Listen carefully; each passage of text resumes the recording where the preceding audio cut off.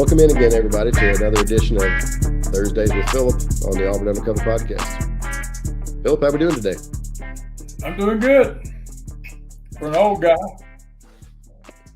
Well, we've you look like you've lost some weight. Only about 82 pounds, though. You're looking great. I appreciate it. I don't know about looking great, but I think I maybe look better, and I definitely feel better. So I'm grateful. That's good. That's good. Well, let's jump right into it. We've got Auburn has ULM this weekend. Let's talk about the dangers of a game like this. You know, I was talking about Gene Stallings when he was at Alabama one time said they were playing a similar game to this.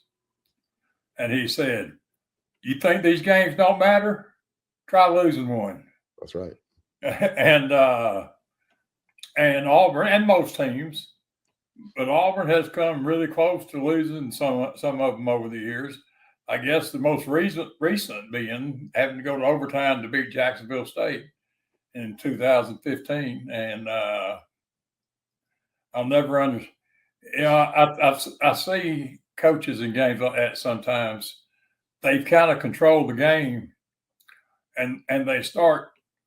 I don't know if they have a brain block or what, but they start to think it's because they're just better than that other team, and they're not.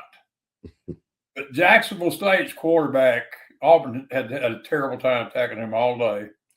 They had 4th and 4, and instead of getting that quarterback on the edge, which is what they'd been successful doing, they just turned around and handed it to the tailback on a inside zone play, and he got tackled for 1 yard. And so they had to punt, and they shanked the punt. And so Auburn had to score with 10 seconds left to send it to overtime. And so that was one. But there's been a few with the Louisiana schools. We were talking earlier about 1996 when Terry had surgery that week. I want to say it was on his neck. But he had the coach from the press box. And Auburn had to have a goal line stand to keep it close and then score in just the last minute or so to win it. And, of course, Louisiana Monroe beat Alabama in Nick Saban's first season. Mm-hmm. They took Auburn to overtime in 2012, and that was when Auburn's 2012 team was still actually playing as opposed to the way what they did down the stretch. But so, and this team, I mean, they were 5-1. They haven't been very good the last 3 weeks, and it's also not like they've been playing a major league schedule either. Their biggest win is over James Madison, which is a pretty good win. But the last 3 games, they got blown out by South Alabama, and then lost to Marshall, and then got pretty much blown out by Texas State on their home field. So Auburn should win, clearly. And but should and will are not always the same thing. And there's been some comparisons made to New Mexico State last season, but I don't really think that's very relevant. New Mexico State was good. They were a good team. And a really good quarterback. Yeah, with a really good quarterback. And Auburn clearly was not ready to play. I can't imagine this team not being ready to play because, 3-6, you can't really overlook anybody. And in their minds, they're trying to win 3 more games to get to a bowl game. And how important are these last 3 games for Auburn? Well, I think this one might be the most important because you don't want to lose Louisiana Monroe. And but I think it's important that they compete, and I don't have any reason to believe they won't compete. They have all year. I think Texas A&M has not been great on the road. It's going to be at night. I imagine it'll be full and the crowd will be wired up. I think Auburn has a chance to win that game. And Alabama, which Alabama team shows up? I mean, you look at last Saturday and say, man, Jalen Milroe. But LSU's played 3 running quarterbacks. LSU, I mean, South Carolina, Alabama, and Texas A&M. And Texas A&M put their freshman quarterback in to run the ball, and LSU couldn't tackle him.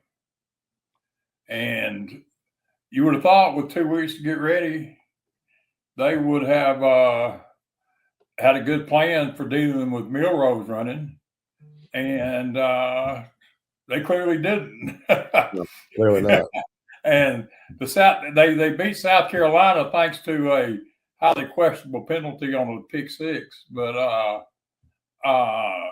they couldn't tackle him either. He had a 70-something yard run right off the bat. So I do think that, I guess what I'm saying is that Auburn had a pretty good plan for Milroe last year, and some other teams have this year. I don't believe. I think you got to try to make him beat you throwing the ball. That's what you got to do. And and he's a pretty good passer, but he's not a great passer. And so I'm not sure overall. I mean, obviously Ryan Williams is really good, but I'm not sure overall the receiving core at Alabama. No, it's definitely not. And the last Ryan Williams is kind of, at least it's my impression, I was going to say slowed down. He's probably just as fast as ever, but has not. I think people have been dealing with him better the second half of the season than maybe they did the first half of the season. My point being that Alabama is not unbeatable. Now, beating them in Tuscaloosa, not many people do that. And it'll be hard, obviously, for Auburn to do it. But again, if Auburn players, I promise you, think they can do it and plan on doing their best to do it. And if you're a competitor, winning the game should be motivation enough, regardless of anything else or whatever game. Winning the game should be motivation enough, and I think for guys that are real competitors, it usually is. Well, I agree with you, and I think that sometimes fans, and I know the fans are frustrated, and should be. I think everybody's frustrated, but nobody wants to win these games more than the players and the coaches, and they're the ones putting in the work and the hours and the film study and the weight room and the game plan and all the other things that you have to do to get ready to play. And it's I understand disappointment, and I'll probably catch some grief for having to say what I'm about to say. I do understand disappointment. I don't understand why it leads to, what's happened to Peyton Thorne, who is a good young man and is a definite competitor, and the things that have been said about him, and now Hugh Freeze. You can't say. It's not enough apparently, and as we were discussing earlier, it's probably got a lot to do with the times in which we live. It's not enough to say, hey, I think he's made some mistakes or whatever. It's got to be belittling and name calling and digging up dirt from the past, and it becomes very personal. And that's the part that I don't understand, because as you said, and I tell people this all the time, you think you want to win. You don't even understand wanting to win as bad as the people who've been at it since January want to win. That's right. And the other thing is, I think people had just, I think I told you earlier, I think if they were losing every game by 14, 20 points, people would be less upset than they are. I've never seen a season quite like this one, where every close game, every single one, has gone the other way. And, and all the talk about, quote, game management, unquote, the California game, when they didn't tell Peyton Thorne that Cam Coleman was hurt and he needed to go to the other side,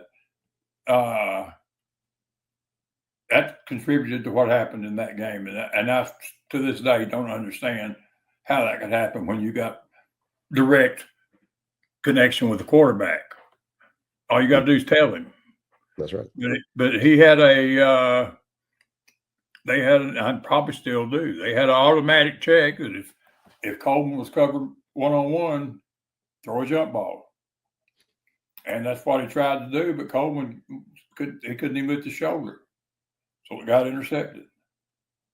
And that's But not other than that, I don't really see any in-game decision that has negatively impacted the outcome of the game. Now I'm not including the play calling in that because I don't do that.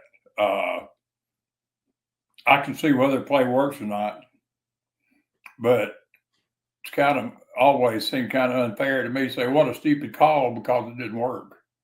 If it worked, just like the last game, they tried that wide receiver pass and ended up losing 10 yards. Well, so it's a horrible call. Well, if the receiver had been wide open, which is what they expected to happen based on what they had seen on film, if he had been wide open and had thrown it to him and had been a touchdown, it would have been a great call. Yeah, it's a gutsy call if it works. If it doesn't work, it's stupid right. call. So I don't know why plays are called or why they don't work. Heck, the truth of the matter is, if you go back and look at all the offensive plays in any game, most of them don't do much. Well, I think now we'll say this. I think sometimes that, especially if you look back to the Tuberville era, the fake punts at your own 30-yard line probably aren't. Those probably aren't the best calls. I'm getting off the subject, but his first season, they won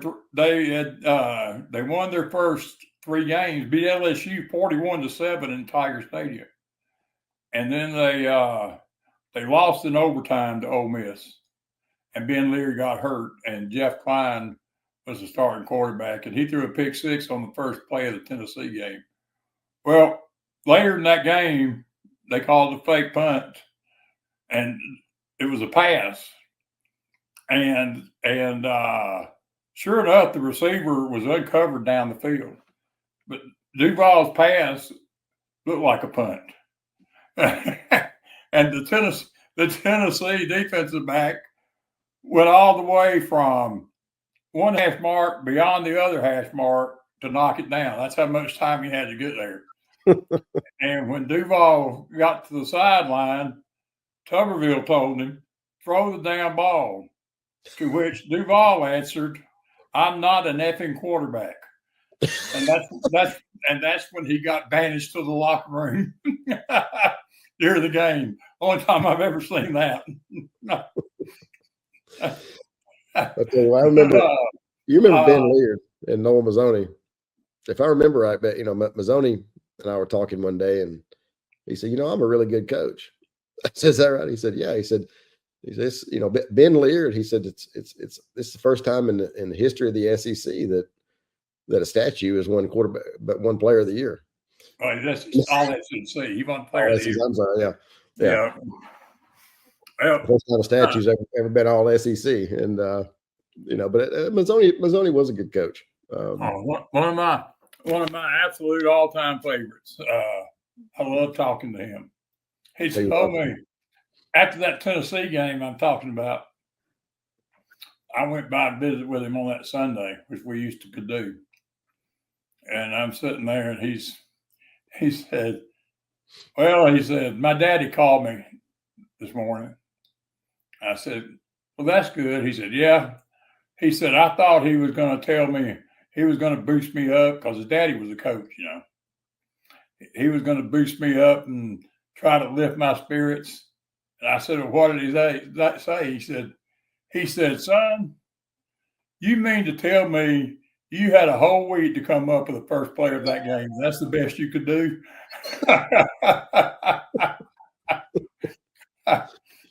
But, it's, I think sometimes people forget there's really good coaches on the other side too. Mm-hmm.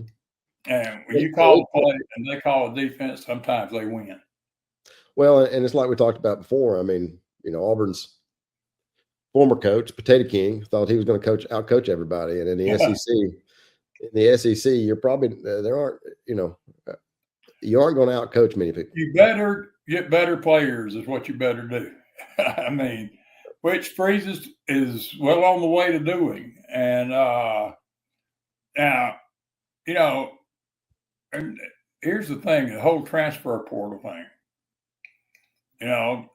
Auburn fans are mad because they didn't pay enough money to get Cam Ward, or mad because they didn't do this or that. But here's the thing. If you just get married to the transfer portal, and that's what you're going to do, Ole Miss has made it work to an extent with a great quarterback that transferred from USC. But who else has sustained it? I mean, look at Florida State. That's what they've done. And they went 13-0 last year, and it was great. And now they're 1-9. And a bunch of coaches have already gotten fired, and probably a bunch more. And a bunch of players are going to transfer out, and it's going to be I think you can use the portal and plug some holes. Absolutely. Absolutely. I do not think that you can build a sustainable program the way that. Some people have said to me, well, what about Colorado? Well, Colorado went 4-8 last year. And they're having a good year this year, and that's to their credit. But they got almost assuredly the best athlete in the country. And maybe the best quarterback in the country. Certainly one of them. Like them, they're gone. Yep. And I heard an interview with Deion Sanders yesterday saying that what he wanted to do was sign 10 high school players and the rest out of the portal. And he said it's worked pretty well so far. Well, it didn't work last year. It's working this year. Michigan State made it work. When Jarrett Stidham was there, and they had a great running back, and they won 11 games. They haven't been any good since. Like I said, Florida State, I can't, with the possible exception of Ole Miss, I can't, and we'll see if that lasts. Yeah, we'll see. I can't think of anybody else that has done that and sustained it. And like I said, we'll see if Kiffin can. I mean, he's on the verge of his third 10-win season in 4 years. He's done a great job. There's no question. But it's, again, can you sustain it? Like I said, I mean, Ole Miss really is the only program that I can think of that has done it consistently. So far. But now we'll see. But to me, here's the thing, and you remember Wayne Hall. Very well. I was talking to him one time because Jackie Sherrill went to the SEC championship game with mostly junior college transfers. And Auburn would usually sign 3 or 4 junior college transfers to fill holes, like you say. And I was talking to him about it. He said, the problem is, it's like a disease. He said, if you start doing it all the time, you can't stop because they're not here long enough. And so we'll see. I mean, Kiffin is the one shining example. There's no question about that. But I think the other thing is it's hard to build camaraderie and chemistry in the locker room when especially with the portal, and some of those kids are one and done. And the other thing is, if a kid is in junior college, and a lot of times if he's in the portal, there's a reason that they're in those places. More often than not, yeah. More often than not. And again, some kids. Sometimes it's because they want a different situation. I understand that, but look at the hundreds and hundreds of people that go into the portal, and most of them never get a peep. And it's going to, NIL has of course changed everything. And, I think Auburn's, from everything I hear, I think they're going to hold on to at least most of this recruiting class. And who knows about the current roster? I'm sure they're working hard on it, I know. And but a lot of it comes down to money. And Pearl. Hugh Freeze said from the start that this is what he was going to do. He was going to sign players out of the portal, but he was going to focus on the on signing freshmen. And that's what he's done. And unlike Ohio State, who had $20 million to spend on this one team and could do both, most people don't have that. In fact, I doubt if anybody else has that. So if Auburn had gone and paid millions of dollars for players out of the transfer portal to have a better year this year, then they might well have had a better year this year. But would they still have this recruiting class or the last recruiting class? Probably not altogether, because they would have had less NIL money to spend on freshmen. So he's doing it the way and less money to keep the guys that you have. Right. He's doing it the way he said he was going to do it. So, I mean, we'll see if it works. I don't, to me, whether this season is 4-8 or 5-7 or 6-6, it's still, this team is more talented than last year's team. I don't believe there's any question about that. But most of that talent is freshman. The best talent is freshman. And next year's team is going to be more talented than this year's team. Right. But a lot of them will be freshmen too.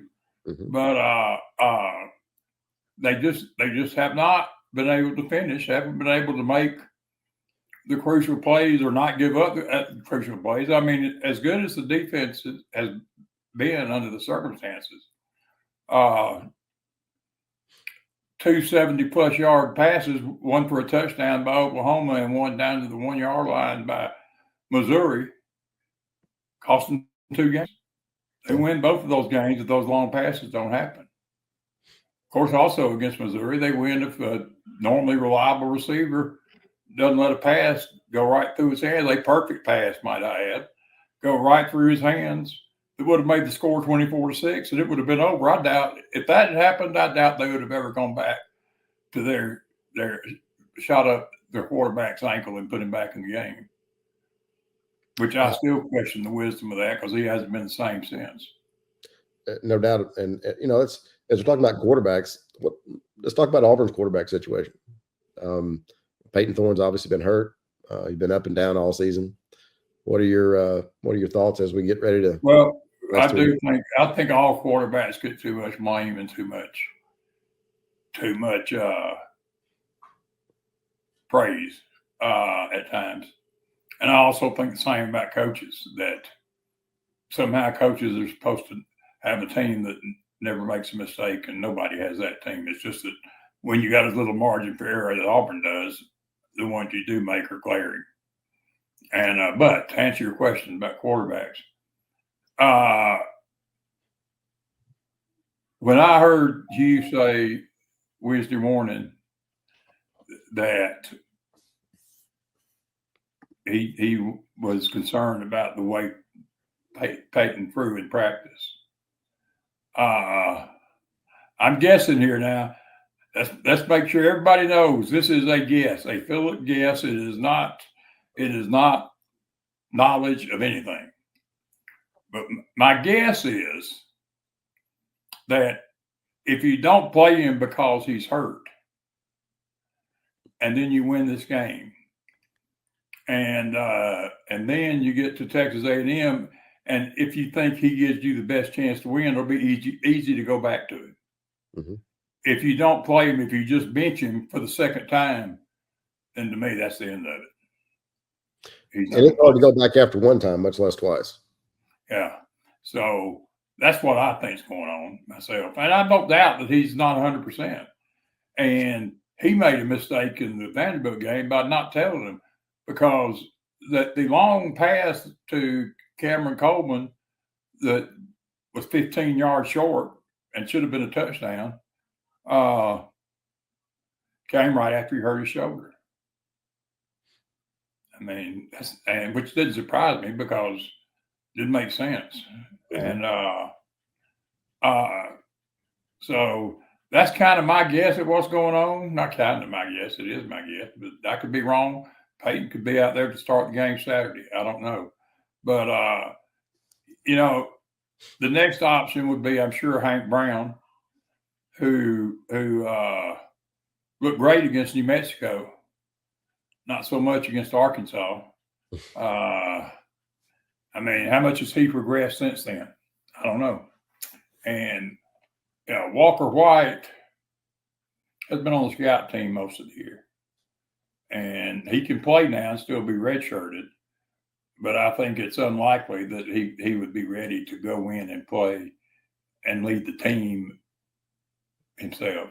I think that would be unlikely. I could be wrong, but I think that would be unlikely. I mean, because there was definite competition for the starting job in the spring and fall, and it ended up like it did.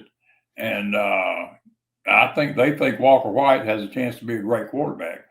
And Lord knows there's been a lot of redshirt freshman quarterbacks that didn't play at all as freshmen. But now, the wild card might be Holden Gardner. He's been around a long time. He has. Hadn't played a lot. But so is he third or is Walker third? I don't know. But I'd be very surprised. If Peyton can't go, I'd be extremely surprised if anybody other than Hank Brown starts the game Saturday. I'm sure what they really would love is to get the game in shape early and be able to play 2 or 3 of them. Mm-hmm. But I think you got to win the game first, though. No doubt. We talked a little bit earlier about, before we started, playing for the future and getting guys ready. Give us your thoughts on that. As far as, I know from my perspective, it's hard to commit if you're turning over and you're playing all the young guys and you're getting ready. You're getting ready for the future. You're going to lose a lot of the guys that are on your team now, especially the seniors. And you're gonna tell Jarquez that hey man, boy, you've been a real warrior and we love you, but we moved on. We're not trying to win now, because that's the way he's going to look at it. Absolutely, they're not trying to win, and I don't think that somebody asked a question, so what coach wouldn't do that? Well, I don't think many coaches would do that.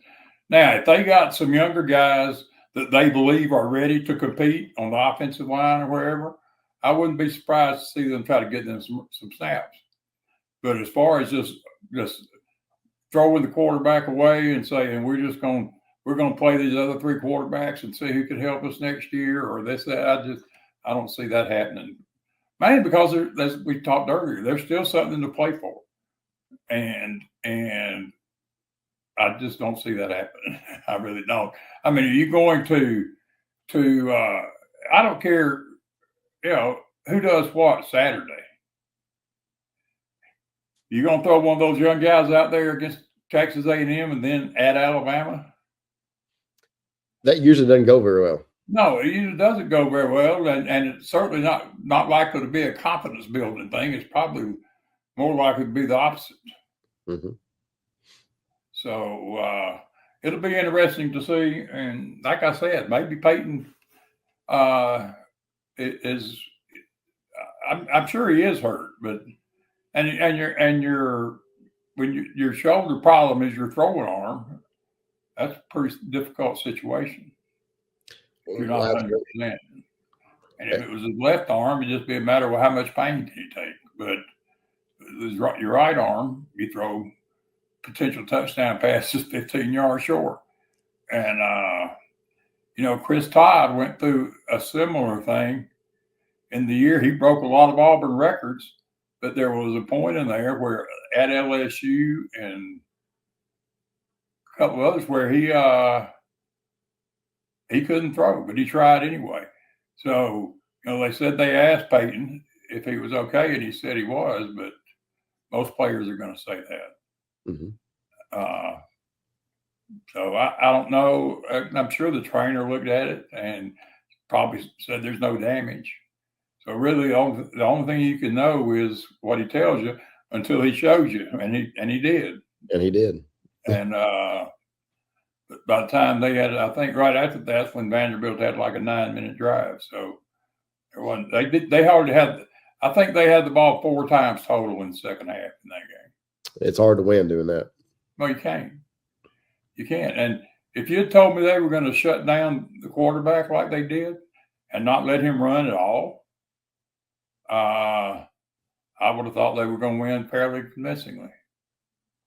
Didn't work out that way. But, I wondered at the time if South Carolina would kind of go to school on what Auburn did to stop him. And I don't know what they did, but they shut him down too. So, talking about South Carolina, I mean, Shane Beamer has done a really good job, especially. I mean, they're really good on defense.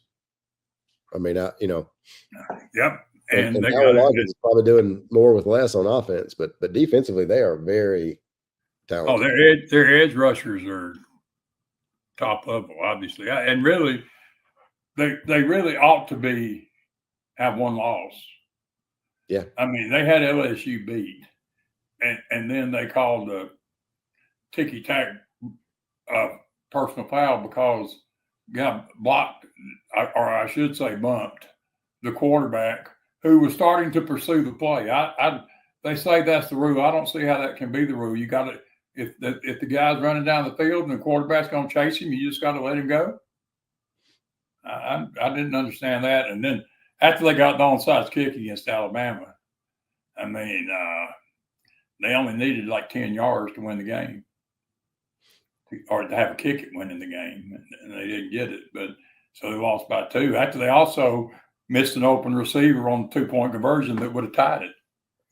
So they could easily be, you can make the case, have one loss. I mean, they got thumped by Ole Miss, but those other 2 games. So I am highly impressed with South Carolina, more than any South Carolina team I've seen in a long time. The quarterback extremely athletic, and he deserves a lot of credit. I mean, while we're talking about that, let's get your picks for this weekend. We've got Missouri and South Carolina. South Carolina. What about, let's see, we've got LSU and Tennessee and Georgia. I'm old and I can hardly remember the last time Georgia lost at home. So even though this clearly is not the same kind of Georgia team as we've seen in recent years, and their quarterback, Peyton Thorne's thrown like 3 interceptions in his last 7 games. Carson Beck has thrown, I believe, it's 12 in 6 games. I saw that. That's pretty amazing. Yeah, I mean, and they don't have a particularly dynamic running game, and their secondary is suspect. So, but they're playing at home. It's the outside of the playoffs. It's the closest thing they've had to a must-win in a long time, because if they don't win this game, they're not going to the playoff. And Tennessee is, I mean, I know they just got 1 loss and they beat Alabama at home, but they haven't been anywhere even, back in August and September when they were scoring 70 on Tennessee or UT Chattanooga and whoever. And people were talking about the quarterback might be the best in the league. Well, he's not. And their offense has certainly not been anything nearly as dynamic as last 2 were. So I'm picking Georgia. Okay, what's next? LSU, Florida. If I knew that Florida quarterback was going to be healthy, and maybe he will be, but if I knew he was going to be healthy, I might pick Florida, just because LSU has yet to show they can tackle a running quarterback. It's interesting. We talked about this a little bit yesterday with Ellis Johnson. 3 years ago now, something happened in college football that rarely happens. A couple of coaches left really big-time jobs to take other big-time jobs. Lincoln Riley left Oklahoma, went to USC, and Brian Kelly left Notre Dame, went to LSU. I mean, Brian Kelly has done a good job, but if you look, he hadn't won anything. He's done an okay job. They lost 3 or 4 games every year. And then you look at Lincoln Riley, with a whole bunch of talent. But you look at USC. I mean, Lincoln Riley. But all these schools, it's just like it happened with Gus Malzahn in 2017. I mean, after Florida State went 13-0 last year, they gave him a contract that makes him unfireable. Mm-hmm. And I don't understand these administrators that don't think, maybe we ought to let him do it twice before we make it where he can't be fired.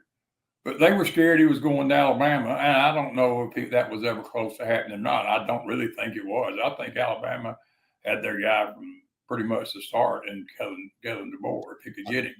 I think you're right. From everything I've heard, I mean, that's kind of who the AD had been eyeing for quite a while. That's what he said himself. So, so I don't understand why they do that. Cost Auburn a bunch of money, but Norvell's buyouts is so high, and Florida State's not the richest program. No, I mean, he's got a $64 million buyout. That ain't happening. So who pays the price? 3 assistants who were good coaches last year when they went 13-0, and now they're fired. Isn't that amazing? Yeah, Ron Zook used to tell me. That's nothing about the portal, though. They sign what's his name? I can never pronounce his name. Quarterback. Ungale or something. Ungale. Anyway, they signed him, and he's not playing anymore. Central Florida signs a transfer from Arkansas that you look at him and say, that's perfect for Gus's offense. They thought they had their guy. He's not playing anymore. There are no sure things. And, Cam Moore's been great. And probably the surest thing was Dylan Gabriel. I mean, he played at like 8 schools? but he's been good at every one of them. So good at all of them. But there's just not many. You can say whatever you want to about he's done this or he's done that. Different program, different coaches, different atmosphere, different offense. You don't know. Well, it's been an interesting year for sure, and it's going to keep getting with the 12 teams. It's going to be crazy. If Georgia beats Tennessee Saturday, then you're going to have like 7 2-loss teams in the SEC? Yeah, that's what I was just looking at. If you look at the standings here, of course, you got Texas and Arkansas this weekend too. If you look at the SEC standings, you've got Tennessee, A&M, and Texas all with 1 loss in the conference, and then you've got Georgia, Ole Miss, Alabama, Missouri, and LSU all with 2 losses.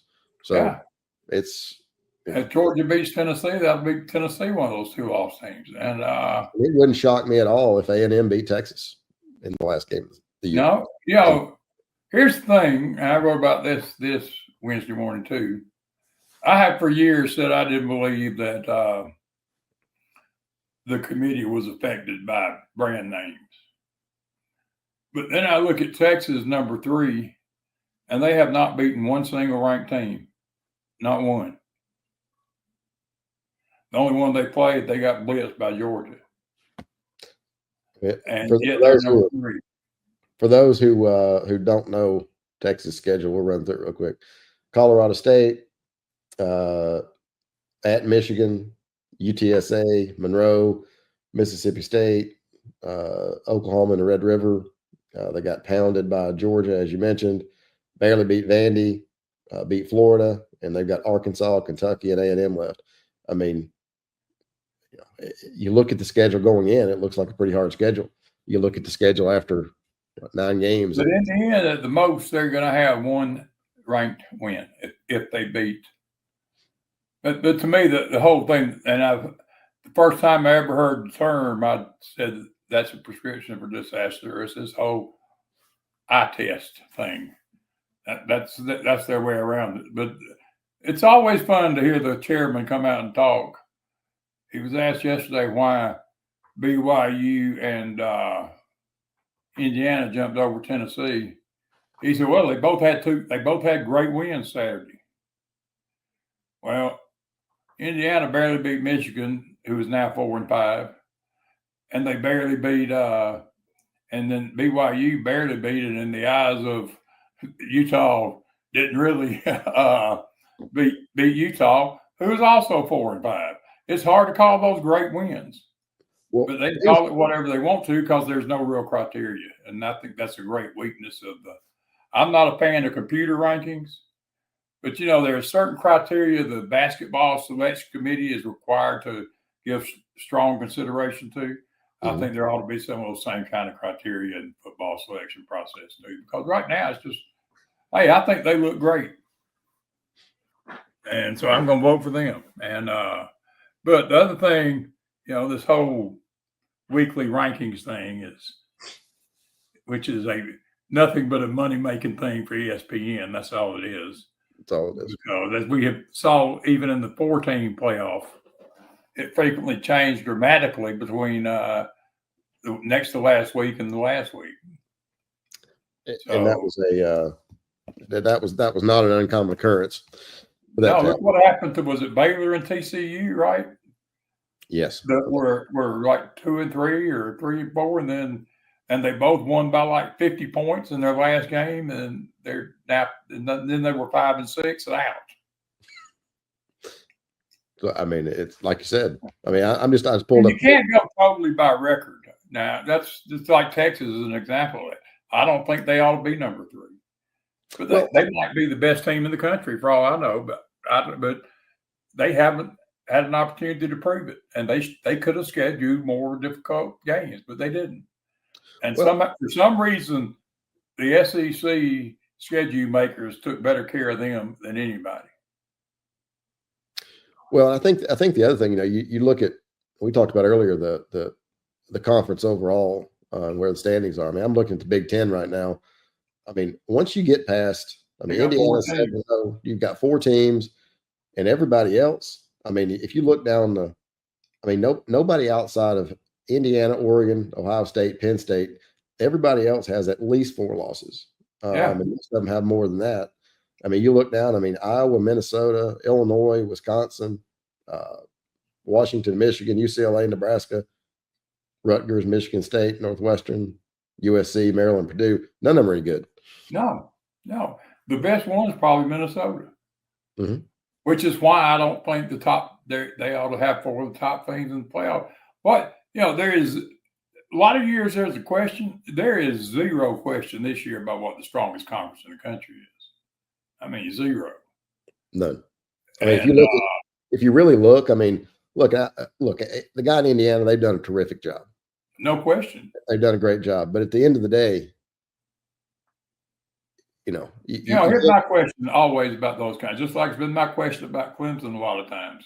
Just take Auburn's schedule, and especially Auburn's schedule before this year when they played, when LSU was part of it, and normally Ole Miss would have been part of it. Would Indiana be 9-0 if they had played at Georgia, had played at Alabama? Would they be 9-0? Or if Auburn's past schedule, you would have to say at Georgia, at Alabama, at LSU, and at Ole Miss. They'd all been road games. So, you think Indiana could survive that? Well, I don't know anybody that could.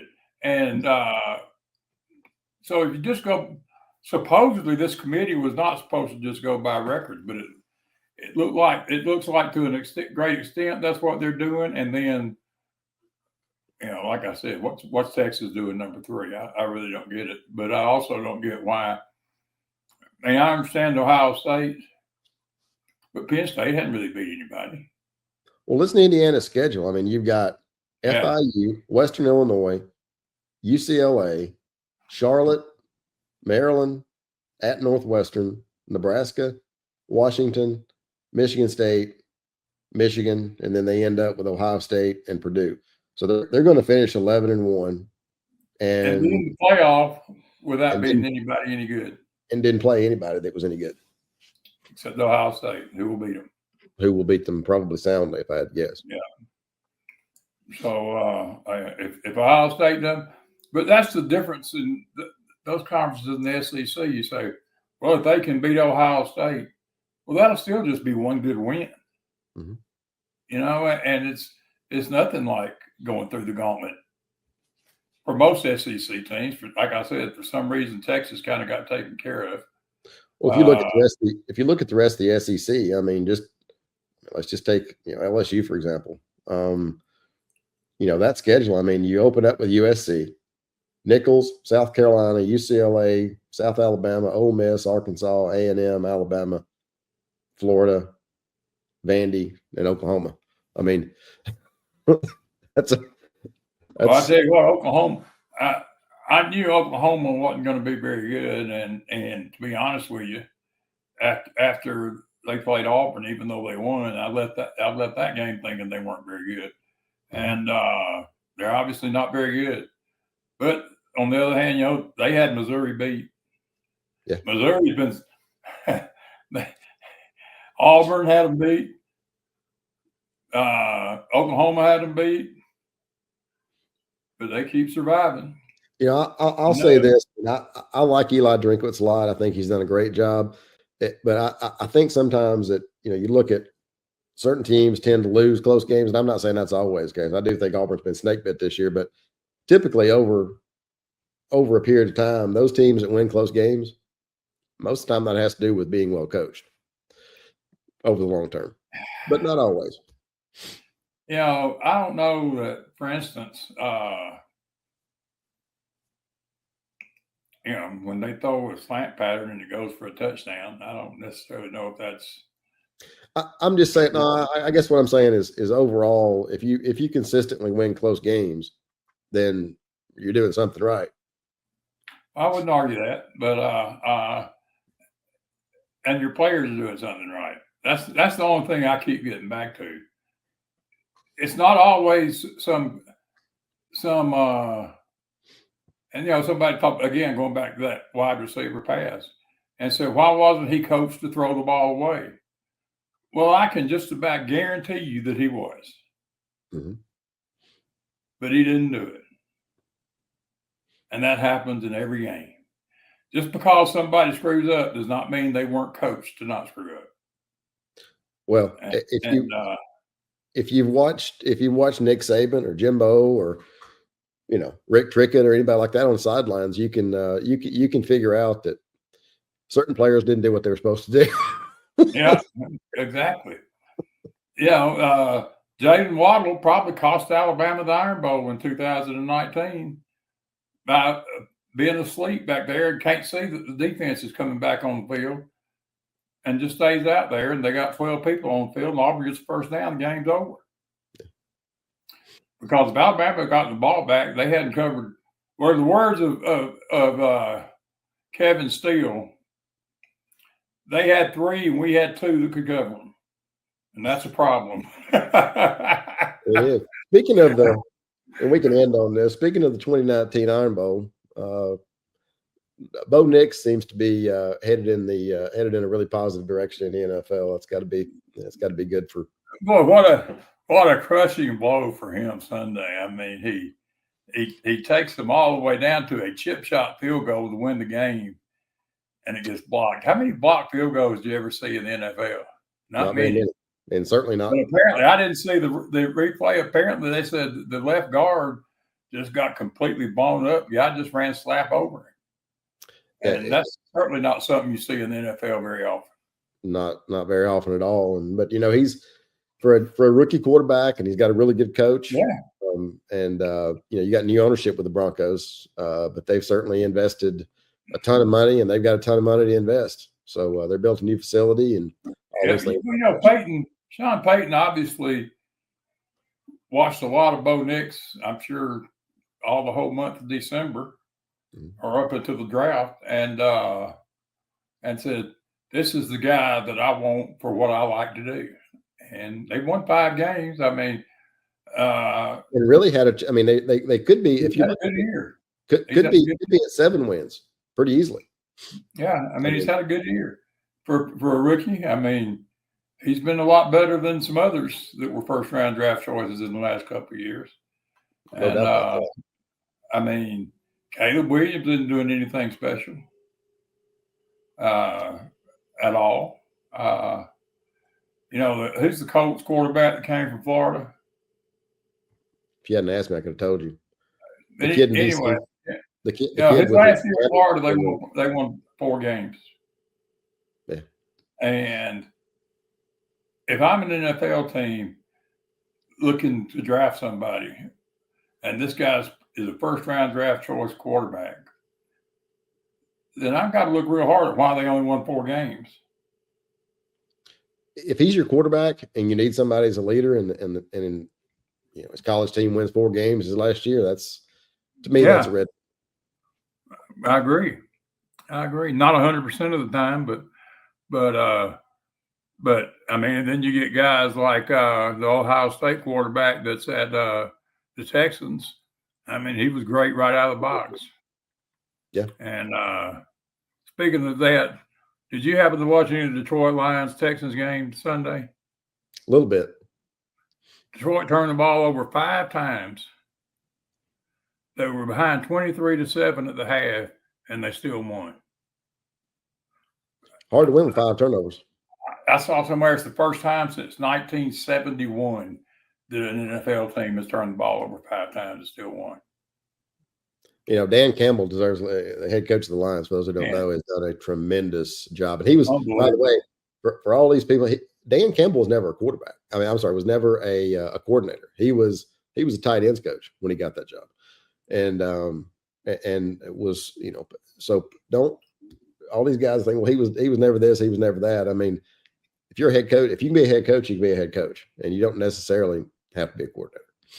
Right, and that's very true. And I mean, plus everybody thinks that their school ought to be able to go out and steal any coach from any school they want to. But if you look at the top 4, Ohio State, he was an assistant. This is his first head coaching job. Yep. James Franklin was his first head coaching job, but he was an assistant. Oregon, assistant, first head coaching job. Georgia's not there anymore, but Georgia, an assistant, first head coaching job. James Franklin came from Vandy. Vandy, yeah. I mean, to me, the key is the evaluation of the people that are available to you, and trying to get the right guy as opposed to trying to win the press conference. Look at all the money LSU paid and is paying for Brian Kelly. Look at Has USC. he done enough to be worth that? Not that I can see. And certainly not at USC with Lincoln Riley. No, absolutely not. But they had to pay him so much they can't get rid of him.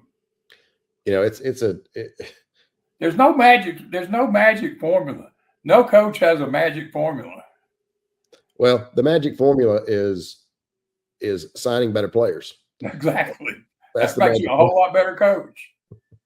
But well, Phillip, that's seems like a good place to wrap up for today. But all right, good to be with you again. Always. We'll see you guys again next week.